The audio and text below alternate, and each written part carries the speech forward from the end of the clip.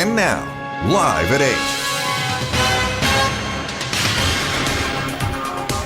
ආයුබෝවන් වෙලාව රාත්‍රී 8යි සුපුරුදු පරිදි එක්වන්න අදත් ඇත්ත දැනගන්න. ලංකාවේ අංක 1 සමබර තොරතුරු ප්‍රකාශය ලයිව් at 8 සමගින්. සුපුරුදු පරිදි ප්‍රවෘත්ති මැදිරියේ සිට ඔබ හමු වන මම නදීක කරුණානායක. මම චවිකා ගුණසේකර. මුල් අවධානය සිරස්තල. වැටලීමකට ගිය පොලිස් නිලධාරීන් පිරිසකට බණ්ඩාරගම අටලුගමදී ප්‍රහාරයක්. සිව් දෙනෙකු අත්අඩංගුවට.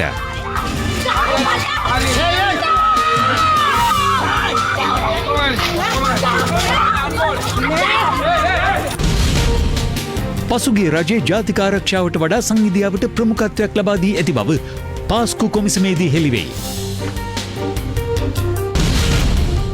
නිව් ඩයමන්ඩ් නෞකාවේ දෙවැනි වරටත් ඇති වූ ගින්න නිවා දැමේ. ඉදිරි තත්ත්වය සොයා බැලීමට විශේෂඥයින් පිරිසක් නෞකාවට. ණය ලබාදීමේදී ලිහිල් ප්‍රතිපත්තියක් අනුගමනය කරන ලෙසට අග්‍රාමාත්‍යවරයාගෙන් රාජ්‍ය බැංකු ප්‍රධානීන්ට උපදෙස්. හන්තානේ තවත් අක්කර 10ක් ගිනි තබා විනාශ කෙරේ. ආන විලුන්දාවේ පරිසර විනාශය පිළිබඳ කමිටු වාර්තාව පාර්ලිමේන්තුවට. ආන විලුන්දාව මං පංචපුද්ගලික කමිටුවක් පත් කෙරුවා. එයින් හවස මට හම්බුනේ මේ සඳහා ඒක සභාගත කරන්න සූදානම්. දකුණු ආසියාවේ මීටර් 100 ධාවන ඉසව්ව අලුත් කළ යුපුන්.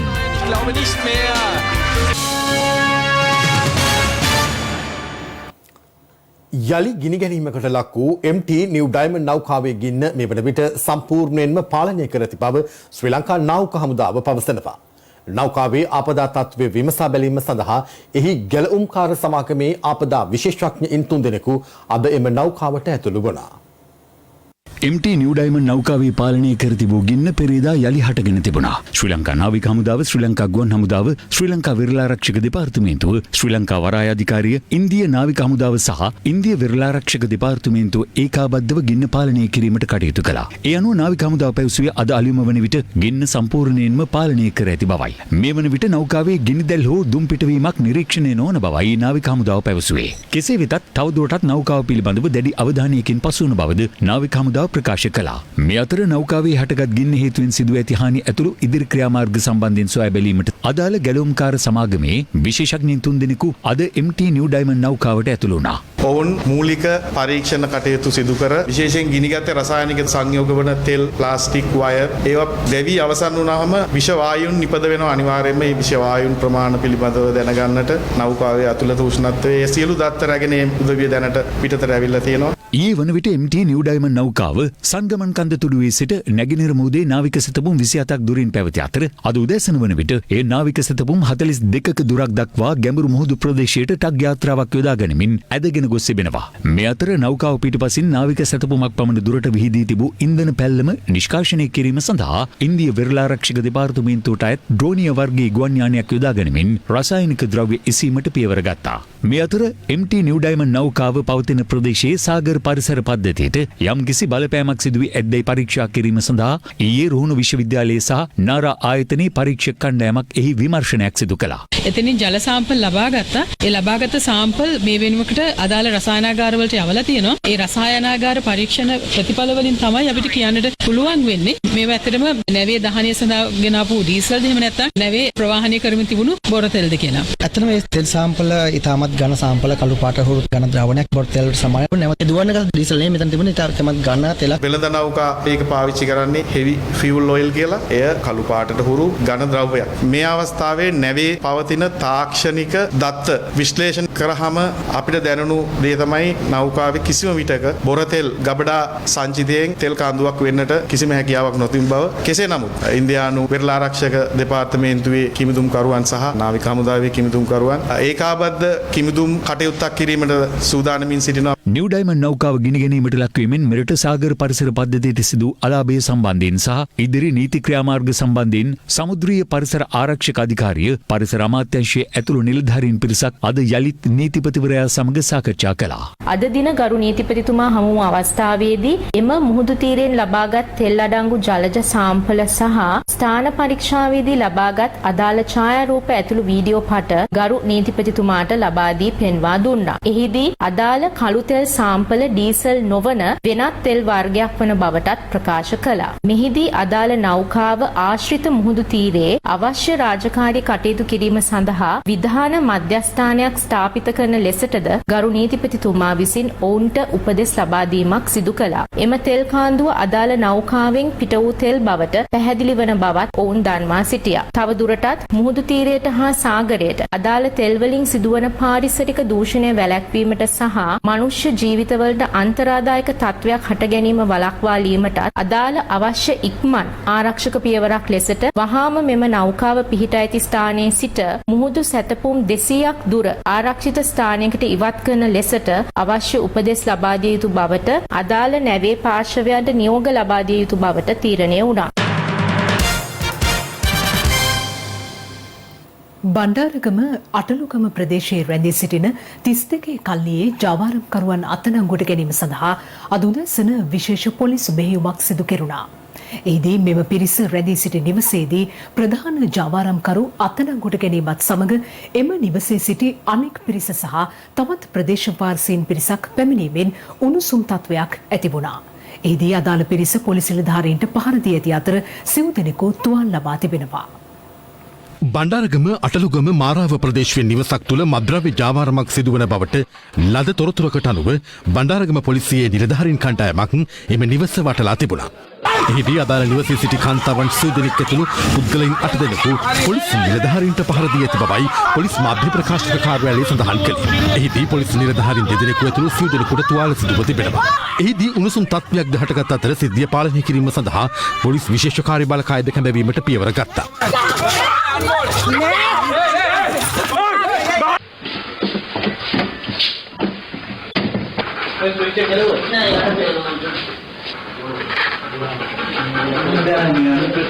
පොලිස් මාධ්‍ය ප්‍රකාශක කාර්යාලයේ පැවසුවේ සිද්ධිය සම්බන්ධයෙන් කාන්තාවන් 3 දෙනෙක් සහ පිරිමි පුද්ගලෙක් අත්අඩංගුවට ගත් බවයි.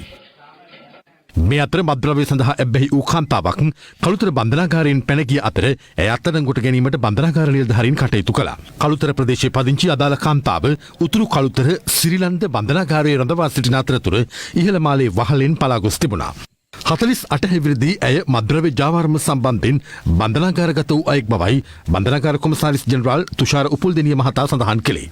මේ අතර මාතර බන්ධනාගාරයේ සිට අධිකරණය වෙත ඉදිරිපත් කිරීමට රැගෙන ආ රැදවියන්ට හෙරොයින් ලබා දීමට උත්සාහ කළ සැකකරුවන් 30 දෙනෙක් හෙරොයින් ග්‍රෑම් 60ක් සමග මාතර කොට්ටාස දූෂණ මර්දන අංශයේ නිලධාරීන් විසින් අත්අඩංගුවට ගෙන තිබෙනවා. අත්අඩංගුවට ගත් සැකකරුවෙකු මද්‍රව්‍ය ජාවාරම සම්බන්ධයෙන් රක්ෂිත බන්ධනාගාරගතව සිට පැමිණි අයෙක් බවටයි අනාවරණ වී ඇත්තේ. අනෙක් දෙදෙනාද මද්‍රව්‍ය ජාවාරම්කරුවන් බව පැවසෙන කැරට් සහ බීට් නැමැති අන්වර්ථ නාමයන්ගෙන් හඳුන්වන දෙදෙනෙක් බවද පොලිසිය සඳහන් කළා. එහිදී සැකකරුවන් පැමිණි බව කියන යතුරු පැබියක්ද පොලිස් භාරයට ගත් අතර ඒ බන්ධනාගාර නිලධාරියෙකුට අයත් එකක් බවට තොරතුරු ලැබී තිබෙනවා. එගොඩ උයන පොලිසිය කොරළවැල්ල සහ ජෝසප් පටුමගෑන් ප්‍රදේශවල මෙහෙයුමක් දියත් කර තිබුණා. එහිදී හෙරොයින් පැකට් 180ක් සමග සැකකරුවන් 2 දෙනෙක් අත්අඩංගුවට ගැනීමට කටයුතු කළා. මේ අතර කළුතර කොට්ටාස විෂමද්‍රව්‍ය වැටලීම් එකකයේ නිලධාරීන් මතුගම වැලිපැන්න ප්‍රදේශයේදී කේරළ ගංජා රැගෙන යතුරු පැද්දකින් ගමන් කරමින් සිටි යුද හමුදා සෙබළෙක් අත්අඩංගුවට ගෙන තිබෙනවා. ත්‍රිකුණාමල ප්‍රදේශයේ කඳ උරකට අනුයුක්තව සේවය කළ අදාළ සෙබළ සතුව තිබී කේරළ ගංජා ග්‍රෑම් 100ක් සොයාගෙන ඇති අතර ඔහු පොලිසියට පවසා ඇත්තේ මොරටුව රවතවත්ත ප්‍රදේශයේදී ඒවා මිලදී ගත් බවයි. සැකකරුවෙන් කළ ප්‍රශ්න කිරීමවලදී මතුගම මීගම ප්‍රදේශයේදී තවත් සැකකරුවෙකු අත්අඩංගුවට ගෙන තිබෙනවා. එල්පිටිය කොට්ටාස දූෂණ මර්දන අංශයේ ඌරගස් මංහන්දිය නානතොට ප්‍රදේශයේදී සැකකටයුතු කැබ්‍රතයක් පරීක්ෂා කළ අවස්ථාවේ එහි තිබී හෙරොයින් ග්‍රෑම් 5ක් දුරකථන 4ක් සහ සිම් කාඩ් පත් 4ක් සොයාගෙන තිබෙනවා. එහිදී කැබ්‍රතයේ රියදුරු ලෙස කටයුතු කළ 30 හැවිරිදි පුද්ගලයෙකු අත්අඩංගුවට ගත් අතර ඔහුගෙන් කළ ප්‍රශ්න කිරීම්වලදී ඌරගස් මංහන්දිය මීගස්පිටිය ප්‍රදේශයේ පිහිටි බිරිඳට අයත් නිවසේ තිබී රුපියල් ලක්ෂ 20ක මුදලක්ද සොයා ගැනුණා.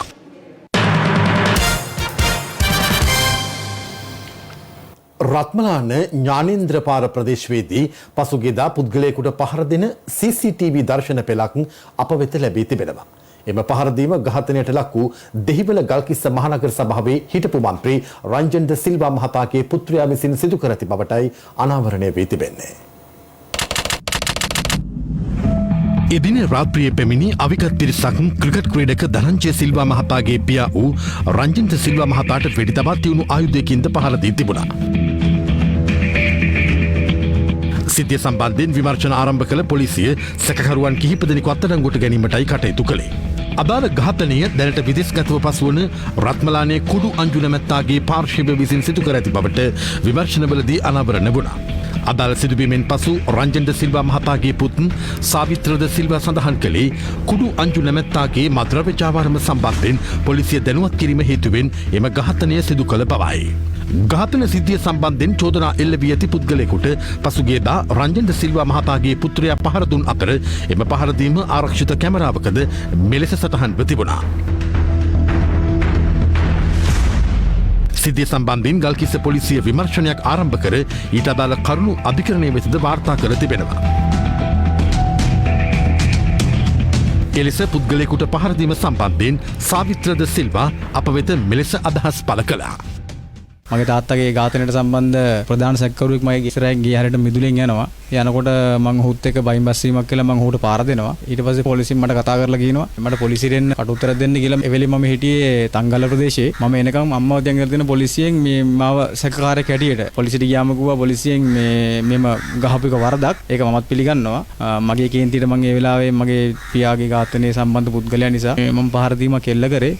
මොකද එදත් තාත්තා මරණ දවසෙත් ඔහු ඒ විදියටම තමයි ෆෝන් එකකින් ඔබ ගියේ. මොකද මම තාත්තර වෙඩි තියෙන ගැස් දෙකට දැක්කා. එදා දුරකථනෙන් කෝල් එක දෙන එකත් මම දැක්කා. මම පහර දීපු පුද්ගලයා ඒ කෝල් එක දීලා විනාඩි 5ක් ගියේ නෑ වෙඩි තිබ්බා. ඩුබායි වල ඉන්න ඔය කුඩු අංජුයි ඔය කුඩු ධර්මයේ කියන පුද්ගලයෝ දෙන්න දැන් සැලසුමක් දියත් කරනවලු මාව මරන්න. Facebook එකේ දාලා තිනවා ගහපු දවසේම පාන්දර 2 වෙනකොට අංජු එම්මට මරතජනය කරලා. ඉදිරි දින කිහිපය තුළ දිවයිනේ දිස්ත්‍රික්ක 12කට මිලිමීටර 150 ඉක්ම වූ දැඩි වර්ෂාපතනයක් තවදුරටත් ඇදහැලිය හැකි බව කාලගුණ විද්‍යා දෙපාර්තමේන්තුව පවසනවා. පවතින අයහපත් කාලගුණ තත්ත්වයේ හේතුවෙන් ධීවර හා නාවික ප්‍රජාවට මෙන්ම පහත්වීම් ආශ්‍රිතව ජීවත් වන ජනතාවට අනුතුරු ඇඟවීමේ නිවේදන කාලගුණ විද්‍යා දෙපාර්තමේන්තුවෙන් සහ ජාතික ගොඩනැගිලි පර්යේෂණ සංවිධානයෙන් නිකුත් කර තිබෙනවා.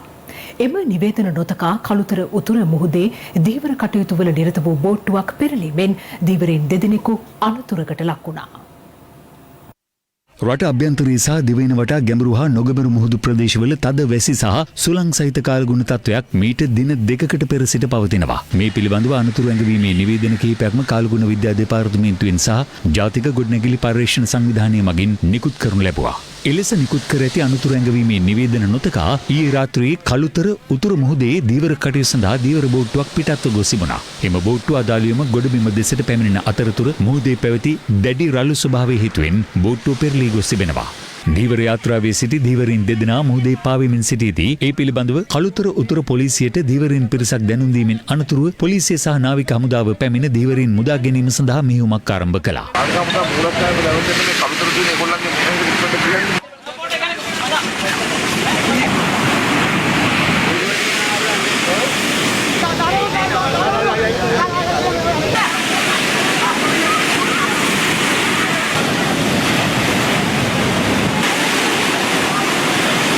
පැය 2ක පමණ මෙහෙයුමකින් අනතුරුව ගොඩට රැගෙන ආ දීවරින් දෙදෙනාව නාගොඩ රෝහලට රැගෙන ගියා.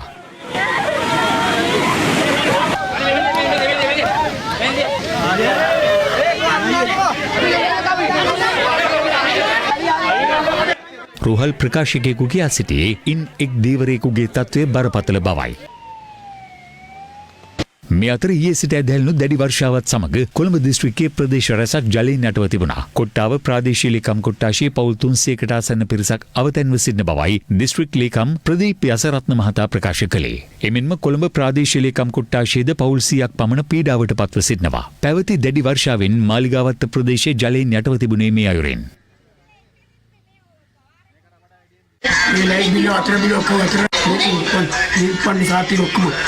එමෙන්ම ආමරවීදියේ බියගම සහ කඩුවෙල ප්‍රදේශ සහ මාර්ග රැසක් පැවති දැඩි වර්ෂාවත් සමග ජලයෙන් යට වුණා.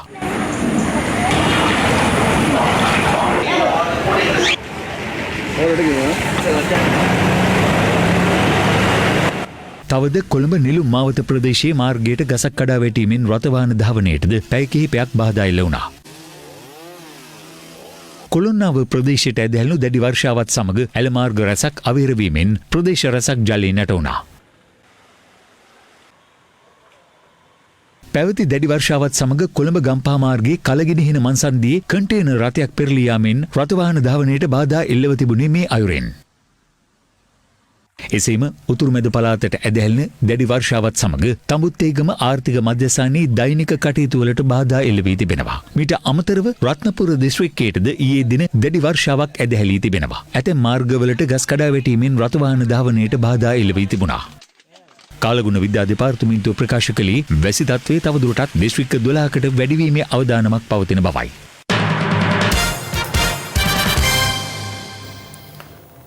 ප්‍රේමලාල් ජයසේකර මහතා පාර්ලිමේන්තු මන්ත්‍රීවරයෙකු ලෙස ඊයේ දිවුරුම් දීම සම්බන්ධයෙන් අදත් පාර්ලිමේන්තුවේදී වාද විවාද ඇති වුණා. අද පාර්ලිමේන්තු විශේෂාංගයෙන් ගෙන එන්නේ ඒ පිළිබඳ තොරතුරුයි.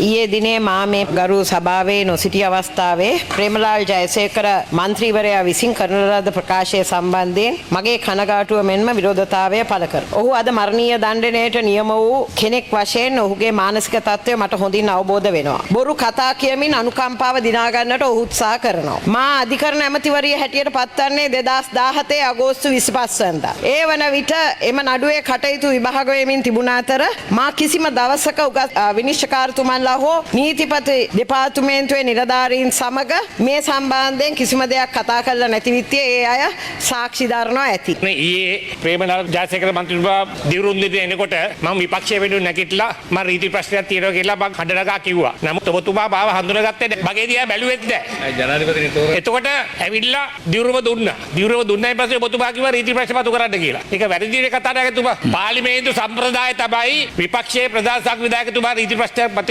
කෙරුවාම ඔබතුමා මාව හඳුනා ගන්න ඕන යුම රෙකග්නයිස් මේ මට අවස්ථාව දෙන්න ඕන. මට අවස්ථාව දීලා ඔබතුමා ගන්න තීරණය ගන්න තිබ්බා. ඉතින් ඔබතුමාට අවස්ථාව දුන්නනේ ඊට පස්සේ. මන්ත්‍රීවරයෙක් ඇවිල්ලා මේ පාර්ලිමේන්තුවේ දිවුරුම් දෙන්නේ එතුමාගේ ඉතාමත්ම වැදගත් ඒ වගේ මේ සභාවෙත් ගෞරවනීය අවස්ථාවක්. ඒකෙදී වෙනත් ප්‍රශ්න මතු කරලා ඒ වෙලාවේ එහෙම කරන එක යුතුයකමක් නෙමෙයි කියලායි මම කියන්නේ. 91/90 පැහැදිලිවම විනිශ්චය වෙමින් භාජනය වෙමින් පවතින නඩුකරයක් සම්බන්ධයෙන් මේ ආකාරයට කතා කරන්න හැකියාවක් නැහැ. අනිත් කාරණේ තමයි මෙතුමාලා මේ මන්ත්‍රීවරු ගරු මන්ත්‍රීවරු දැනගන්න ඕනේ මේක මේ ප්‍රේමලාල් ජයසේකර කාර්යවක්වත් නෙමෙයි. මේක අභියාචනයක් කියන කාරණේ මේ තියෙන මූල ධර්මයේ අඳුර ගන්න ඕනේ. මේ අභියාචනේ මම තාමත් ගෞරවයෙන් මේ කියන කාරණේ කරුණාකරලා ඉවත් කරන්න කියලා ඉල්ලා සිටිනවා. ගරු කතානායකතුමනි ඔබතුමාට විශාල ගෞරවයක් තියෙනවා ජනතාවගේ ස්වාධීන පුද්ගලයෙක් කියලා. නමුත් ඔබතුමාට දැන් තියෙන පීඩනය අපිට තේරෙනවා. ඒ නිසා ඔබතුමාට අපි බලාපොරොත්තු වෙන දකුණේ පුද්ගලයෙක් විදියට පීඩනයන්ට යටත් වෙන්නේ නැතුව ස්වාධීන කතානායකවරයෙක් විදියට වැඩ කටයුතු කරන්න කියලා ඉල්ලා හිටිනවා. මොකද ඔබතුමා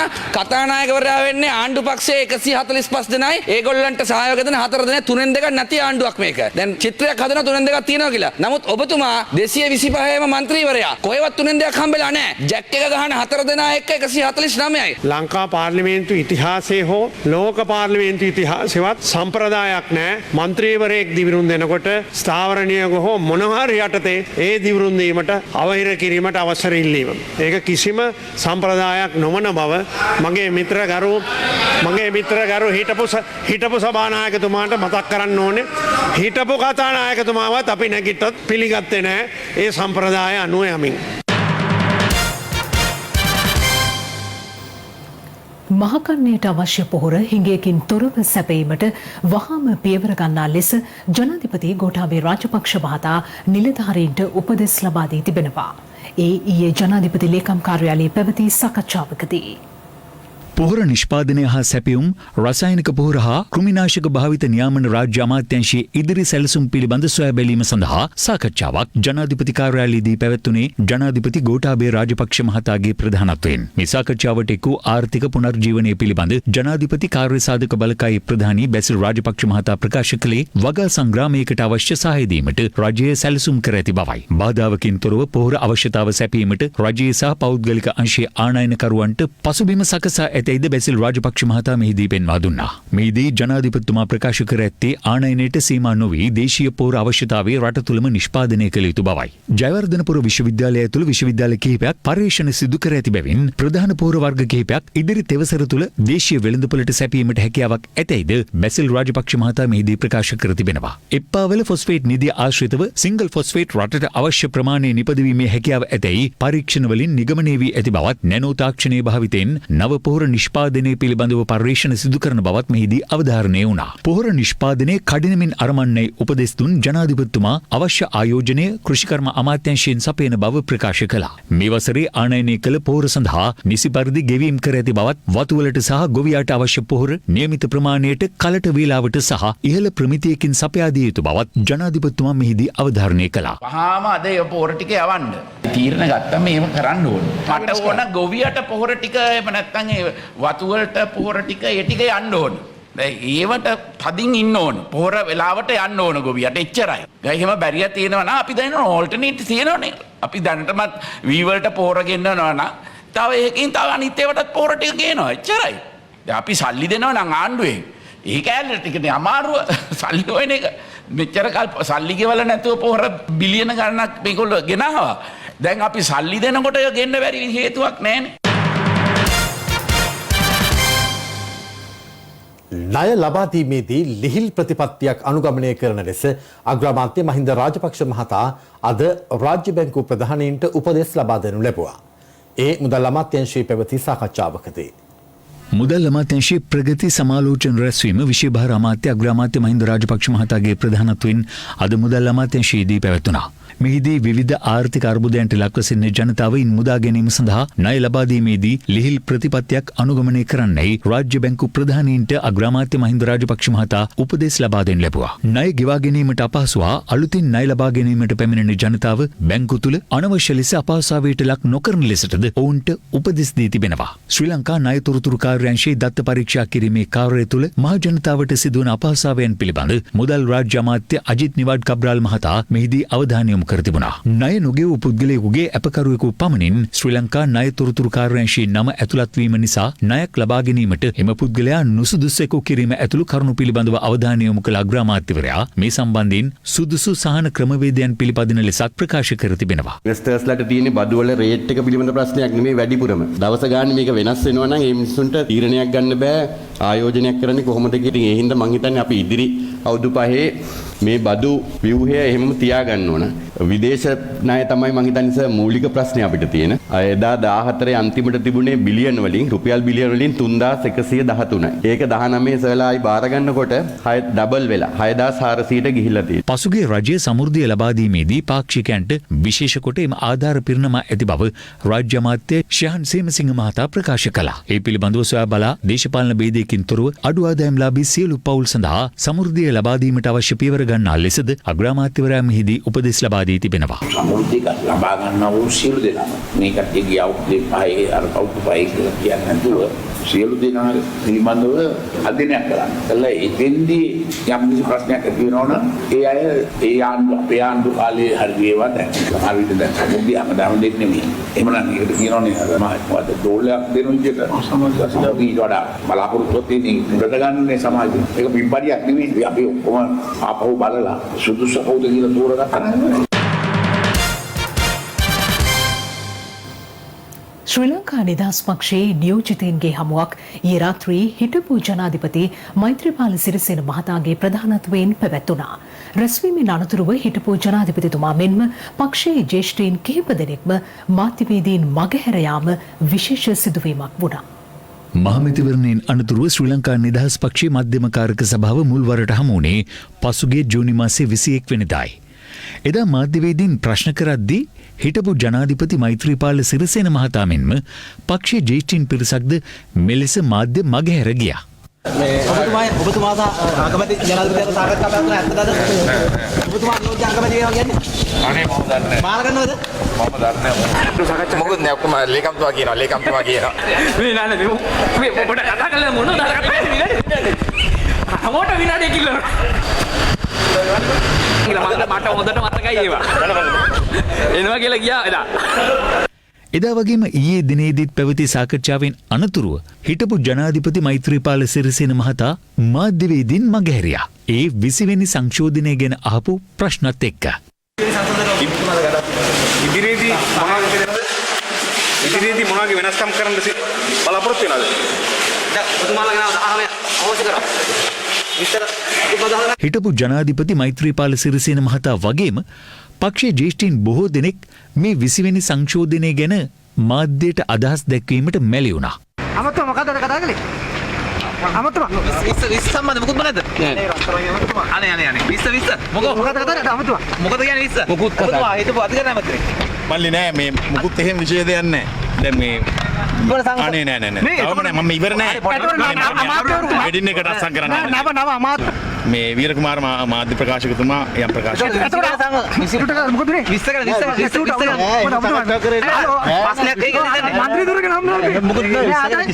දන්න මේ ලේකන්තුමා එනවා. ඔබතුමාගෙන් ගන්න කියලා තමයි අපිට අනිත් අය කිව්වේ. ඔව් නෑ එහෙම මුකුත් කතා කරන්නේ නෑ. එකක වෙනවද 20ට? මොකද අපි 20 කොම සහයෝගය දෙනවනේ අපේ එහෙම ප්‍රශ්න. අලුත් තමාතුරු වගේ හම් වෙනවා කියලා කමිනු This is Live at 8. තවත් දේශීය පුවත් කිහිපයක් දැන්. සිය දුරකාලය තුළ ජාතික ආරක්ෂාවට වඩා වැඩි ප්‍රමුඛතාවයක් සංහිඳියාවට ලබා දුන් බව හිටපු ජාතික බුද්ධි ප්‍රධානී විශ්‍රාමික නියෝජ්‍ය පොලිස්පති සිසිර මෙන්ඩිස් මහතා පවසනවා. පාස්කු ඉරුදින ප්‍රහාරය පිළිබඳ විමර්ශනය කෙරෙන ජනාධිපති කොමිසම හමුවේ ඊයේ පළමුවරට සාක්ෂි ලබා දෙමින් ඔහු මේ බව සඳහන් කළා. හිටපු ජාතික බුද්ධි ප්‍රධානී විශ්‍රාමික නියෝජ්‍ය පොලිස්පති සිසිර මෙන්ඩිස් මහතා පාස්කු ප්‍රහාරය පිළිබඳ විමර්ශනය කරන ජනාධිපති පරීක්ෂණ කොමිසම හමුවේ ඊයේ පළමුවරට සාක්ෂි ලබා දුන්නා. එහිදී ජාතික බුද්ධි ප්‍රධානී තනතුරේ කාර්යභාරය පිළිබඳ සභාපති විනිසුරුවරයා ඔහුගෙන් ප්‍රශ්න කළා. ජාතික බුද්ධි ප්‍රධානියා වශයෙන් ඔබට දැනුමක් තිබුණාද? ජාතික බුද්ධි ප්‍රධානී කාර්යාලයේ බුද්ධි තොරතුරු ගබඩා කර තිබෙන ආකාරය ගැන. ජාතික බුද්ධි ප්‍රධානී කාර්යාලයේ වැඩ කටයුතු අධීක්ෂණය සඳහා ජ්‍යෙෂ්ඨ නිලධාරීන් කීප දෙනෙක් හිටියා. ඒ නිසා මට ඒ සම්බන්ධයෙන් අවබෝධයක් තිබුණ නැහැ. ඔබ ජාතික බුද්ධි ප්‍රධානියා ලෙස කටයුතු කළ කාල සීමාව ඇතුලේ ජාතික ආරක්ෂාවට වඩා සංහිඳියාවට මුල් තැනක් ලබා දුන්නද? සංහිඳියාවට තමයි ප්‍රමුඛතාවය ලබා දුන්නේ. ඒ විදිහට ආරක්ෂාවට ප්‍රමුඛතාවය ලබා දෙන්නේ නැතුව සංහිඳියාවට ප්‍රමුඛතාව ලබා දීම ගැන දැන් ඔබට හිතනවද වරදක් හරි පාඩුවක් හරි වුණා කියලා?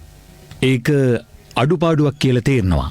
මෙහිදී රජයේ අතිරේක සොලිසිටර් ජනරාල්වරිය ජාතික ආරක්ෂක කවුන්සිලය පිළිබඳ සිසිර මෙන්ඩිස් මහතාගෙන් සිදු කළ ප්‍රශ්න කිරීමකට පිළිතුරු දෙමින් සිසිර මෙන්ඩිස් මහතා කියා සිටියේ 2018 වසරේ නොවැම්බර් මාසයේ දින 52 ආණ්ඩුවෙන් පසු එවකට අග්‍රාමාත්‍ය රනිල් වික්‍රමසිංහ මහතා ජාතික ආරක්ෂක කවුන්සිලයට සහභාගී නොවූ බවයි.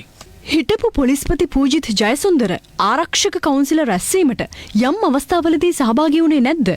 2018 වසරේ එවකට සිටි ආරක්ෂක ලේකම් කපිල වෛද්‍යරත්න මට දුරකථන ඇමතුමක් දීලා කිව්වා පොලිස්පති පූජිත් ජයසුන්දරට ආරක්ෂක කවුන්සිල රැස්වීමට එන්න එපා කියලා ජනාධිපතිතුමා කිව්වා.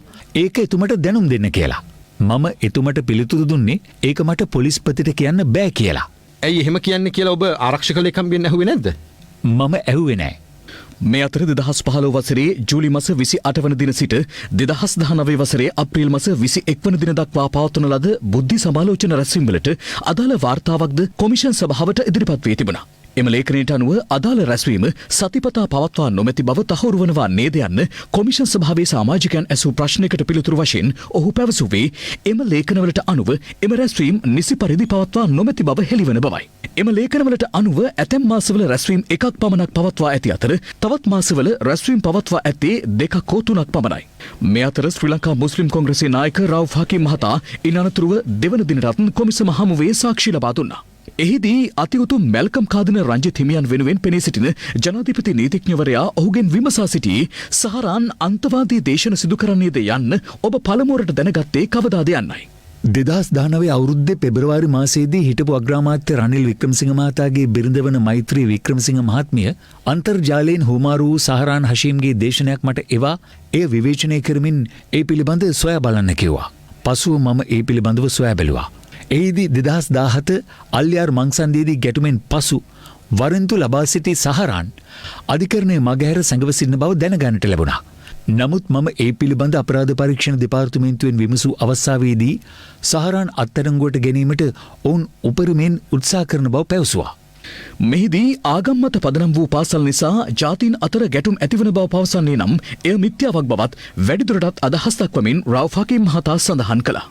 ජාතීන් මත පදනම් වූ පාසල් ක්‍රමය අහෝසි කරන්න නම් ඒ සුළු ජාතීන්ට පමණක් නෙවෙයි ප්‍රධාන ජාතියටත් බලපැවැත්වෙන පරිදි සිදු කළ යුතුයි. එවැනි පාසල් අහෝසි කිරීම පිළිබඳ අපේ විරුද්ධත්වයක් නැහැ. නමුත් මෙහෙම කරනව නම් සුළු ජාතීන්ට අයත් දරුවන්ටත් ඕනෑම පාසලකට ඇතුළත් වීමේ හැකියාව තියෙන්න ඕන.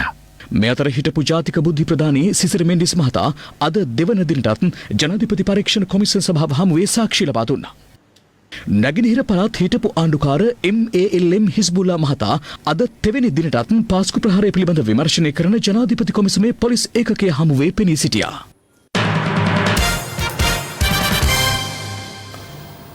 ආනවිරුන්දාව අභයභූමිය සහ රැම්සා තෙත්බිම ආශ්‍රිත වූ පරිසර විනාශය සම්බන්ධයෙන් සකස් කළ කමිටු වාර්තාව අමාත්‍ය සිවි රත්නායක මහතා විසින් අද පාර්ලිමේන්තුවට ඉදිරිපත් කළා. ඒ අනුව ආනවිරුන්දාව අභයභූමිය ඉස්සන් වගාව සඳහා ඩෝසර් කර තිබෙන්නේ පාර්ලිමේන්තු මන්ත්‍රී සරත් නිශාන්ත මහතාගේ සහෝදරයෙකු වන ජගත් සමන්ත බව කමිටු වාර්තාවෙන් පෙන්වා දී තිබෙනවා. මේ අතර හන්තාන අභයභූමියට අයත් තවත් අක්කර 10ක් පමණ ගිනි තබා විනාශ කිරීමේ සිද්ධියට සම්බන්ධ පුද්ගලයින් සොයා නීතිය දැඩිව ක්‍රියාත්මක කරන බව මහනුවර දිස්ත්‍රික් ලේකම්වරයා සඳහන් කළා. මෙරට මධ්‍ය කඳුකරයට ඈත් සුන්දර කඳුවැටි ප්‍රදේශයක් වන හන්තාන රක්ෂිතය මහවැලි ගඟේ ජලපෝෂක ප්‍රදේශයක්. එම හන්තාන පරිසර ආරක්ෂණ කලාපයේ පිහිටි අක්කර 10ක පමණ භූමි ප්‍රදේශයක් කිසියම් පිරිසක් විසින් ගිනි තබා විනාශ කර තිබෙනවා. මේ පිළිබඳ සොයා බැලීමට හන්තාන පාරිසරික කළමනාකරණ කමිටුවේ සභාපති මහනුවර දිස්ත්‍රික් ලේකම් තිස්ස කරුණාරත්න මහතා ඇතුළු පිරිසක් ඊයේ එම ස්ථානයට පැමිණියා. පැහැදිලිවම මේක නීති විරුද්ධ බවට පෙනී යනවා. මොකද හේතුව මේ ඉඩමට බලපත්‍රයක් රැගෙන තිබුණා යම් කෙනෙක් මේ කටයුතු කරන්නට හන්තාන සංරක්ෂණ කමිටුවට ඉදිරිපත් විය යුතුයි. නමුත් එවැනි කාරණයක් සිද්ධ වෙලා නැහැ. හන්තාන සංරක්ෂණ කලාපයේ ජලපෝෂක ප්‍රදේශයේ පිහිටි දැඩි පාරිසරික වටිනාකමකින් යුතු මෙම භූමියට ගිනි තබා විනාශ කිරීමට, එලිපෙලි කිරීමට හෝ ඉදිකිරීම සිදු කිරීමට කිසිවෙකුට අවසර නොමැති බවයි හන්තාන සුරකීමේ සංවිධානය පවසන්නේ. පාරිසරික වටිනාකමකින් යුතු මෙවැනි ස්ථාන විනාශ කර දැමීමේ තවත් සිද්ධියක් පසුගියදා ආනවිලුන්දාව ප්‍රදේශයෙන්ද වාර්තා වුණා. මෙවැනි පරිසර විනාශයන් සම්බන්ධයෙන් වගකිව යුතු අංශ නිසි පරිදි මෙතෙක් ක්‍රියාත්මක වී නොමැති බව වයඹහඬ පරිසර සංවිධානයේ චෝදනා කරනවා. මේ වෙද්දි ඒ සම්බන්ධව නිසි වගකිව යුතු අධිකරණයට ඉදිරිපත් කරන්න බැරි වෙලා තියෙනවා. ඔවුන්ට දඬුවම් කරන්න ඕන. එහෙම නැත්නම් අපිට මේ රටක් ඉතුරු වෙන්න බැරි වෙනවා. ඔක්සිජන් ටැංකි කරේ එල්ලගෙන තමයි අපිට තව ඉදිරි ජීවත් වෙන්නේ. මේ අතර ආනවිලුන්දාව අභයභූමිය හා රැම්සා තෙත්බිම ආශ්‍රිත පරිසර විනාශය සම්බන්ධයෙන් සකස් කළ වාර්තාව වනජීවී හා වන සංරක්ෂණ අමාත්‍ය සීබී රත්නායක මහතා විසින් අද පාර්ලිමේන්තුවට ඉදිරිපත් කළා. මෙම අපරාධය සඳහා ප්‍රබල දේශපාලඥයෙකුගේ සොහොයුරෙකු සම්බන්ධ බවටද ඒ හේතුවෙන් නීතිය නිසි පරිදි ක්‍රියාත්මක වීම ප්‍රමාද වන බවටද පසුගිය දින කිහිපයේම ජනමාධ්‍ය ඔස්සේ වාර්තා දේශපාලඥයන්ට විවිධ චෝදනා එල්ල කරනවා. නමුත් ඒ චෝදනා එල්ල කරනවා වගේම සත්‍ය මොකක්ද කියලා අවබෝධ කරගත යුතුයි. මේ වන විට අදාළ ප්‍රදේශයේ ඩෝසර් කිරීම සඳහා භාවිතා කළ ඩෝසර් යන්ත්‍රයේ ක්‍රියාකරු සහ ඒ සඳහා උපදෙස් දුන්න සැකකරු අත්අඩංගුවගෙන අධිකරණය වෙත ඉදිරිපත් කර ඇත. වැඩිදුර විමර්ශන කටයුතු වනජීවි සංරක්ෂණ දෙපාර්තමේන්තුව සහ පොලිසිය මගින් සිදු කරන ලබයි. ආනවිලුන්දාව මම පංචපුද්ගලික කමිටුවක් පත් කෙරුවා. එයින් අද ඊයේ හවස මට හම්බුනේ මේ සඳහා ඒක සභාගත කරන්න සූදානම්. මෙම තෙත්බිම තුළ දැනට සිදුවන අනවසර ඉස්සන් වගාව කැබිනට් මණ්ඩලයේද දැනුවත් කර නවතා දැමීම ඇතුළු නිර්දේශ 13ක් දෙම කමිටු වාර්තාවට ඇතුළත්. දකුණු ආසියාවේ වගේම ශ්‍රී ලංකාවේ මීටර 100 වාර්තාව අලුත් වුණා. ඒ ගැන දකිමු අද ක්‍රීඩා පුවත් තුලින්. ජර්මනී පැවති අන්තර්ජාතික මලල ක්‍රීඩා තරඟාවලියකදී පිරිමි මීටර් 100 ඉසව්වෙන් නව ශ්‍රී ලංකා වාර්තාවක් සහ නව දකුණු ආසියානු වාර්තාවක් පිහිටුවීමට යුපුන් අබේකෝන් ඊයේ සමත් වුණා. ඔහු එම තරගයේදී පළමුවැන්නා බවට පත් වූ අතර තරගයේ තප්පර 10.16කින් නිමා කළා. Dennis Elmer ist der erste weg und ist schon vorn und ich glaube nicht mehr. Der Mann aus Sri Lanka gewinnt mit Yupun Abeykoon විසින් විදහෙනු ලැබුවේ මීට පෙර හිමාශ ඒෂාන් තප්පර 10.2කින් පිහිටුවා තිබූ වාර්තාවයි. ශ්‍රී ලංකා වාර්තාව සහ දකුණු ආසියානු වාර්තාව අභිවා යන්න මට හැකියාව ලැබුණා. මට ගොඩක් සතුටුයි. ඒ කියන්නේ ඉදිරියේදී තවත් හොඳ තරඟවලට සහභාගී වෙන්න මම බලාපොරොත්තු වෙනවා. ලොකුම ටාගට් එක කිව්වොත් 2021 ටෝකියෝ වල තියෙන ඔලිම්පික් එකට ක්වොලිෆයි වෙන එක තමයි මගේ එකම ටාගට් එක. පන්නල ජාතික පාසලෙන් සහ වෙන්නපු ජෝසප් වාස් විද්‍යාලයෙන් ක්‍රීඩාවට යොමු වූ යුපුන් අබේකෝන් පසුව පුහුණුවීම සඳහා ඉතාලියට පිටත්ව ගොස් තිබෙනවා.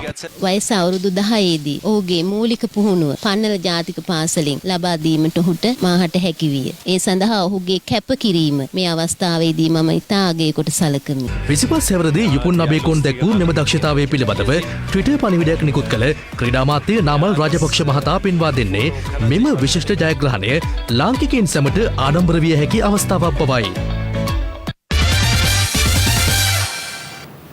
ලයිව් එට් අදට අවසන්. යලි හමුවීම රාත්‍රී 10ට. සුබ රාත්‍රියක්.